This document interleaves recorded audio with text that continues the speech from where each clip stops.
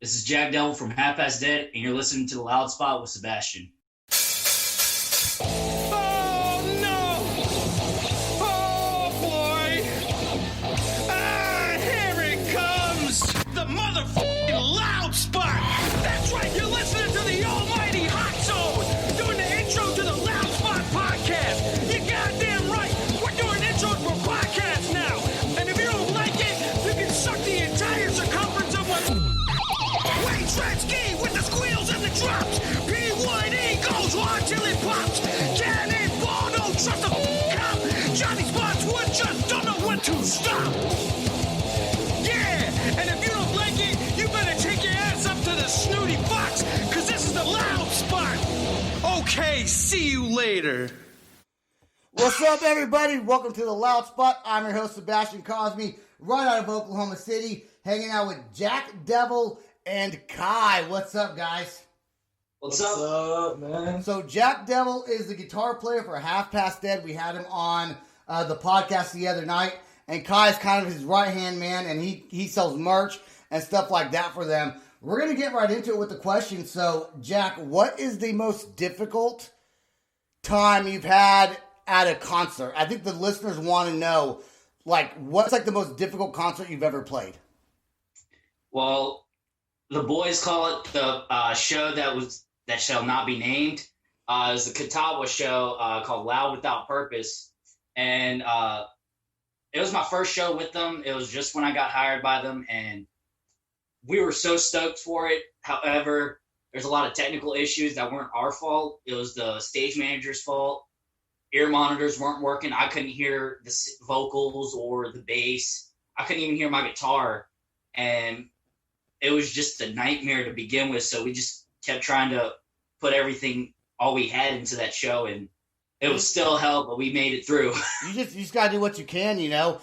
And I think a lot of people take for granted the people that sell merch at the show, and that's kind of what Kai does. And you set up the merch table and the shirts and the stickers or whatever you got, the CDs.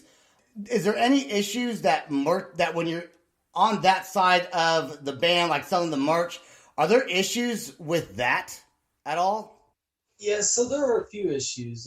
One of the biggest ones is the bands that are performing before us. Depending on how they put their light into the eyes of the people in this behind, watching, they may leave, they may lose interest in any merch, and that makes it hard for me to pull them in. Sometimes I walk around, kind of talk them up, or even try to get, Ethan to mention the merchandise while I'm back there trying to get everything set up. Right. So do you think the band on stage should always mention that they're selling merch and kind of point out where their merch table is or what's going, like draw them to you? Not all the time, depending on how it is, especially when they have the perfect night. It's like they kind of swarm in. So it's not too difficult, but mentioning it makes it a little easier. Do you travel? Do you travel with the band, like on every concert they go to? Like, are you always like right there with them? I'm always right there with them whenever they need me. That's awesome. So, if let's say, because you guys, where are you guys based out of again? Richmond, Virginia. Virginia, yeah. So, when you play, like, if they cross state lines, do you also follow them over state lines?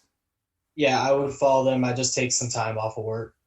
It's cool. It's cool to have a right-hand man that does that for you.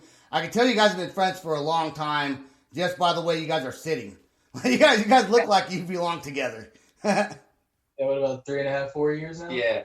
And you guys are fairly young, so 3.5, 4 years is kind of a long time. That would mean like, sophomore year in high school? Basically. Yeah. Hell yeah, man. That's awesome, dude. So we got 5 songs to play tonight. The first band, this band is called Proceed. They're out of Dallas. Dallas has like a bunch of great bands. And they're working on a music video for this song called Darkening. And so we thank you for letting us play your music on our podcast like we do with every band. So Proceed, you guys rock. I love the song. I'm in Oklahoma City, so I'm not that far away. We're going to work out a band interview with you guys. It's Halloween night. We're going to come back with some ghost stories. right after this song. Let's jam it right now.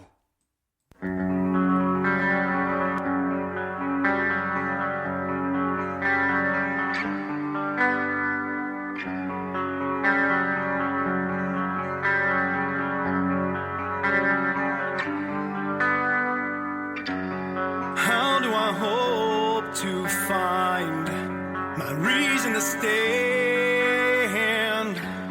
knowing there's not enough time?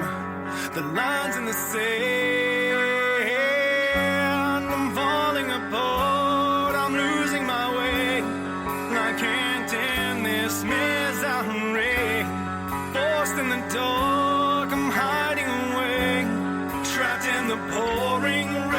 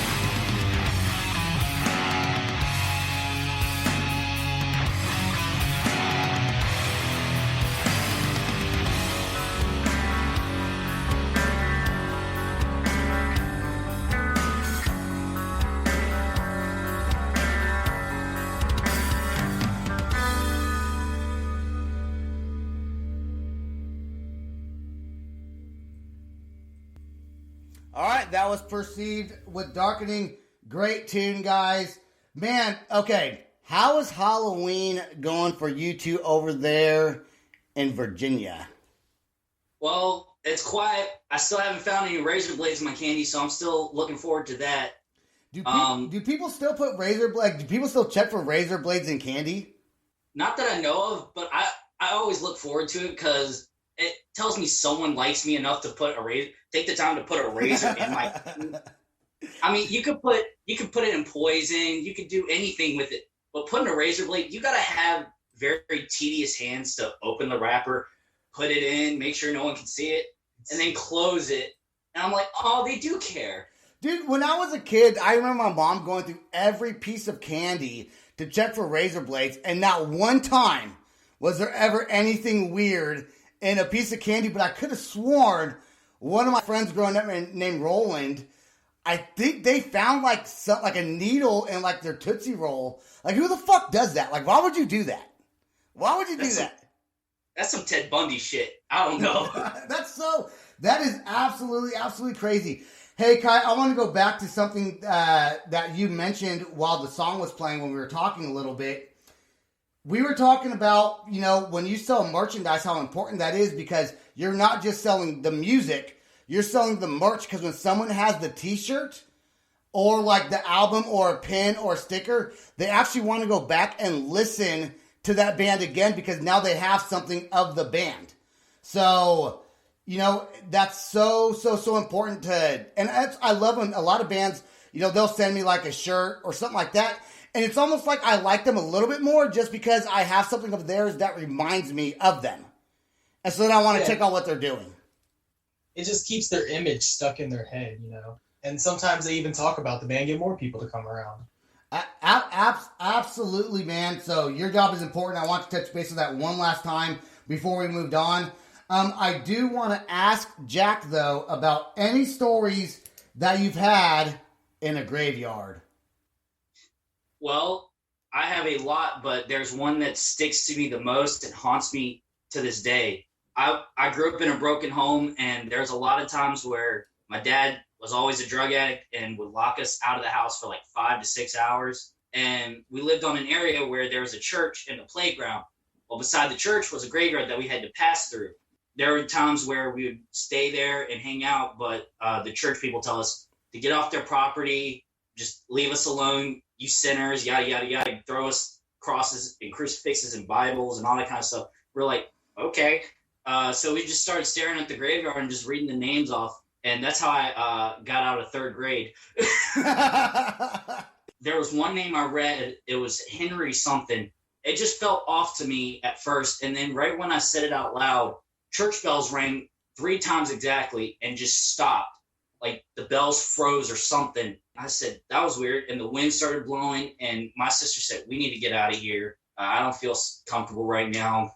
Everything is straight. So we just sat in our house for about 2 hours. And then we finally were able to come in and we had to do our chores. Me and my sister were doing the dishes and wiping the tables off. We were putting the clean wine glasses on the wine rack. She asked me, so what was that name that you just felt uncomfortable about? I said, I think it was Henry blank. She just turned around and all you saw was a glass just drop off the wine rack. Wow. And shatter, and it cut her arm. That looked like someone just threw it down, and she said, fucking hurts. And she was bleeding everywhere. She didn't have to get stitches, but it was bleeding enough to where it concerned my mom. Do you think that growing up in a broken home made you a better guitar player?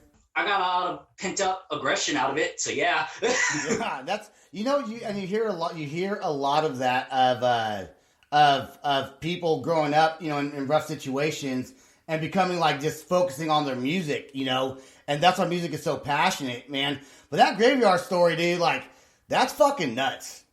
Yeah, and the worst part about it ended up later that night. Everyone was asleep. My sister, my brother, my mom, my dad, and my younger brother. We were just sleeping in the same room. I woke up midnight because I used to have a lot of night terrors growing up. I woke up to the hallway light on up the stairs, and all you heard was footsteps full on, Wow. just bang, bang, bang. All you see in those footsteps are just the shadow of this like tall figure with like long hair, and I was like, I'm going back to sleep. Fuck this. Yeah. Peace out. Stupid.